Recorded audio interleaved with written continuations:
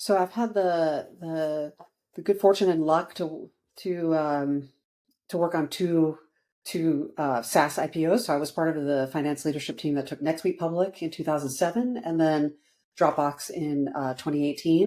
They were very different experiences. NetSuite was an earlier stage company. We went public right before the recession, the 2008 recession, and so we were really getting our legs under us, excuse me, and really maturing as an organization while we were in the public markets. Excuse me. Compare and contrast that with Dropbox. We were already north of $1 billion in revenue as a private company and had a lot more scale and actually sophisticated processes inside the company. We did have to shift to obviously being accountable to public shareholders, but it was just it was two very different processes to take companies public at those different stages. The Dropbox one was interesting because the company was a unicorn and had waited quite a while to go public. So there was a lot of pent up demand and excitement for that one. So it was a bit splashier, and I think more headlines about it versus when we took NetSuite public. But they were both really good experiences and great opportunity to learn as a finance professional from both. And what about Komodo Health? Talk to us a little bit about the acquisition with Komodo Health. Sure. So there wasn't an acquisition with Komodo Health. Komodo Health is a later stage health tech startup, and so I was there from 2020 to 2023, and great ride in terms of really fantastic ARR growth and opportunity. We did a couple of acquisitions and some few rounds of fundraising while I was there. So it was a really great opportunity as a CFO to really learn and mature in the seat. But yeah, so company is still a standalone company and still private. Yeah. But they were valued in the billions, right? They were, yeah. 3 billion. Yes, another unicorn health tech SaaS company. Yeah.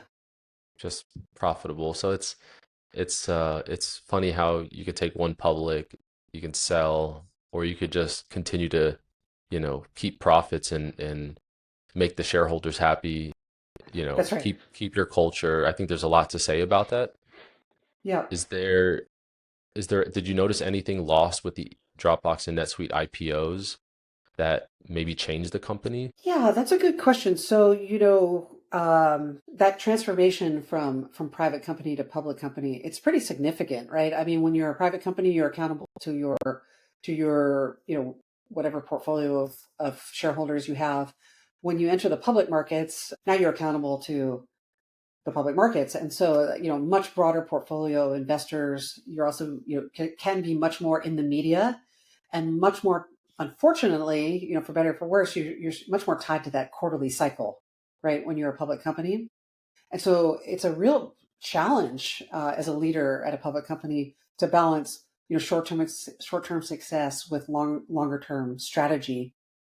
I'm sure, as when you're at a private company and you're not on the path to entering the public markets, you have, a bit more latitude in terms of being focused on the long term and less on the short term. Yeah, I've Yeah, always wanted to stay in small businesses and stay away from, corporate life, enterprise type businesses. But it's not to say that that's, the culture is much different. I think it's all people. You're still working with people. that's right. Um, it's just a lot, it's high. I think at scale you have a lot more foundation, right? And security to lean on. I think in this early stage startup environment, it's just high growth. You don't know what tomorrow looks like. That's That's why right. runway is a KPI for small businesses because you need to calculate how many months you have left, and then decide if you're going to raise again. So I think that gives us a lot of idea of IPO versus just high growth companies